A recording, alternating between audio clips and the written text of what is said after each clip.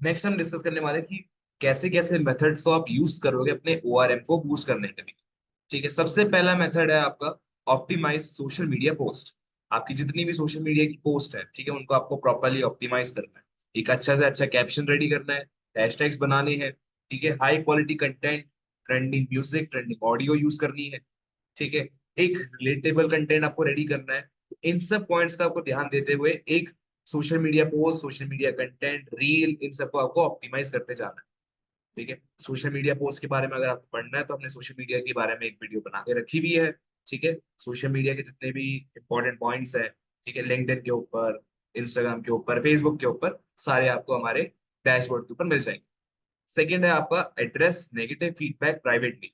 ठीक है, जितने भी नेगेटिव फीडबैक आपके पास आ रहे हैं, जितने भी नेगेटिव कमेंट्स आ रहे हैं, जितने भी नेगेटिव आपके पास ओपिनियन आ रहे हैं लोगों के, ठीक है, उनको आपको प्राइवेटली डील करना है।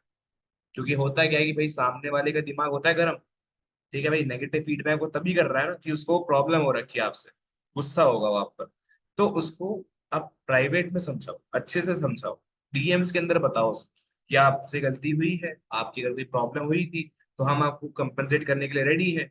ये रहा हमारा कूपन कोड, ठीक है, आप इसको यूज कर सकते हो। ठीक है, तो आपको इस चीज का ध्यान रखना है कि आप उसकी कमेंट को पब्लिकली रिस्पॉन्ड ना दें।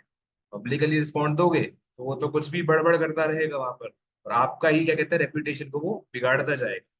ठीक है, मैंने क्या कहते हैं एक बिजनेस देखा था, उसमें हुआ क्या था कि एक सैलून की जो ओनर है, ठीक है, उन्होंने करा क्या, अपने जितने भी नेगेटिव रिव्यूज आ रहे हैं उनके साथ वहीं पे ही वो बहस बहस कर रहे हैं, वहीं पे ही वो आर्ग्यूमेंट कर रहे हैं, वहीं पे डिबेट कर रहे हैं। एक दूसरे की तरफ बुराई कर रहा है, एक किसी और की बुराई कर रहा है। तो पूरी रेपुटेशन खराब हो रखी है वहां पे। ठीक है, नेगेटिव रिव्यूज इनके भर के आ रहे हैं।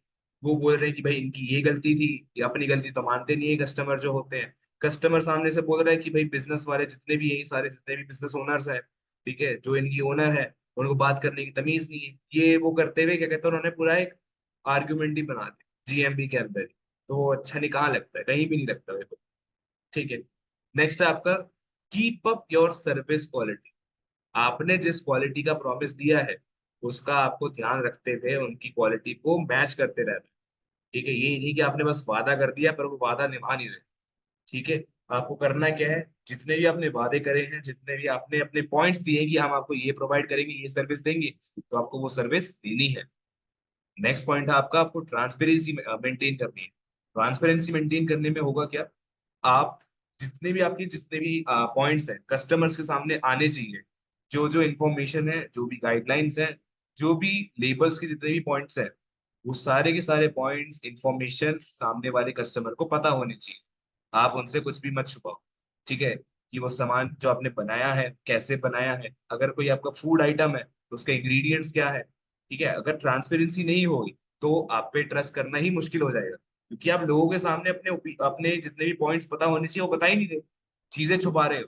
भाई जो कोई चीजें छुपाता है, कोई भी बातें छुपाता है, ठीक है, उस पर भरोसा कौन करता है, कोई नहीं करता।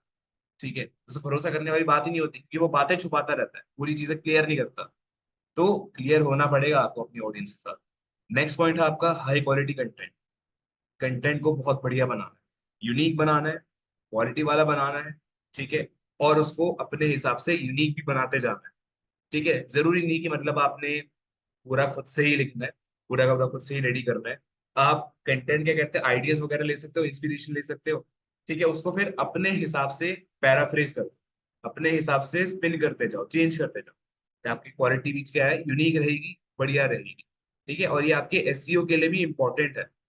आपका जो एसईओ होगा उसके लिए भी आपको कंटेंट यूनिक चाहिए और हाई क्वालिटी वाला चाहिए रहेगा। नेक्स्ट आपका इन्फ्लुएंसर मार्केटिंग। आप इन्फ्लुएंसर मार्केटिंग करवा सकते हो अपने बिजनेस की, क्योंकि इन्फ्लुएंसर की ऑडियंस पहली बात बहुत ज्यादा अच्छी रहती है, बल्क में ऑडियंस आती है वहां से। ठीक है, तो इन्फ्लुएंसर मार्केटिंग करवा सकते हो अगर आपको ब्रांड, अपने ब्रांड को इंस्टेंटली ऑडियंस से प्रमोट करवाना है, इंस्टेंटली ऑडियंस से भरवाना है। ठीक है, ये तभी पॉसिबल है कि अगर आपके पास पहला चीज बजट अच्छा है, आप इन्फ्लुएंसर को हायर कर सकते हो। सेकंड, की जो ऑडियंस उस इन्फ्लुएंसर की है वो आपके प्रोडक्ट को लेने लायक है या नहीं। ठीक है, क्योंकि मान लेते हैं कोई एक ऐसा सेलिब्रिटी है जिसको क्या कहते हैं एक्शन मूवीज का बड़ा शौक है, तो सिंपल सी बात है कि वो उन्हीं प्रोडक्ट्स को सेल आउट करेगा जो उस एक्शन से रिलेटेड होंगे। ठीक है, ज्यादातर क्या कहते हैं स्पोर्ट्स स्पोर्ट्स रिलेटेड या एथलीट रिलेटेड जितने भी प्रोडक्ट्स होते हैं, उनके लिए वो जो सेलिब्रिटी है, जो इन्फ्लुएंसर है, वो परफेक्ट माना जाएगा। ठीक है, तो फिर उसकी ऑडियंस भी ज्यादातर क्या कहते हैं, उसी के एंटिसिपेट करेगी कि हाँ, ये वाला इन्फ्लुएंसर जो है, जो ये एक्शन मूवीज में आता है, ये पक्का क्या कहते हैं, जितने भी स्पोर्ट्स या एथलीट्स वाले जितने भी काम होंगे, ठीक है, उतने जितने भी प्रोडक्ट्स होंगे, एक्सेसरीज होंगी, ठीक है, उनमें यूज करा जाएगा, वो उसके प्रोडक्ट्स को इन्फ्लुएंस करेगा। तो ये क्या कहते हैं, उनके दिमाग में एक असम्पशन घूमती रहती है कि भाई अगर ये सामने वाला हीरो जो है, सामने वाला सेलिब्रिटी जो है, सामने वाला इन्फ्लुएंसर जो है, अगर वो किसी कैटेगरी को फॉलो करके अपना कंटेंट डालता है, तो वो भी उसी कैटेगरी के प्रोडक्ट को ही इन्फ्लुएंस करवाएगा। ठीक है, अगर आपने क्या कहते हैं, फॉर एग्जाम्पल ऋतिक रोशन, ठीक है, ऋतिक रोशन को आपने उठा दिया क्या कहते हैं, कोई भी वेट लॉस की एड के अंदर, ठीक है, वो सूट कहाँ करेगा, नहीं करेगा वो कहीं पे। ठीक है, मतलब कि ऋतिक रोशन को ही पहले विक्टिम बना दे कि भाई वेट लॉस, उनको वेट बहुत ज्यादा इंक्रीज हो रहा है। देन आपने क्या कहते हैं, उनकी ट्रांसफॉर्मेशन दिखा दी कि वो ऋतिक रोशन क्या कहते हैं, पहले पहले बड़ा अजीब सा शरीर था, पहले मोटे बहुत थे, इसके बाद क्या कहते हैं, चेंज होने के बाद, ये सर्विस लेने के बाद वो पतले हो गए, और जैसे आपको दिख रहा है अभी वैसे ही होंगे। ठीक है, ये कहीं से सूट नहीं करता, पहली बात, क्योंकि उनको भी पता रहता है कि जो उनकी ऑडियंस है, वो भी जानती है कि हाँ, ये पहले कभी ऐसा था नहीं, अचानक से कैसे हो गया ये। ठीक है, तो इन्फ्लुएंसर को भी जब भी आप सिलेक्ट करोगे, तो आपको ये देख के सिलेक्ट करना है कि आप किस टाइप के इन्फ्लुएंसर को उठा रहे हो, और किस टाइप के प्रोडक्ट के लिए आप सिलेक्ट कर रहे हो उसको। अगर रही बात जो मैंने अभी वेट लॉस के बताई थी, वो आप तब ले सकते हो कि अगर वो सिर्फ और सिर्फ एंड में आके अपने पास प्रोडक्ट की हाईलाइटिंग करवा रहे हैं, एंड में आके सिर्फ प्रोडक्ट को शो करवा रहे हैं।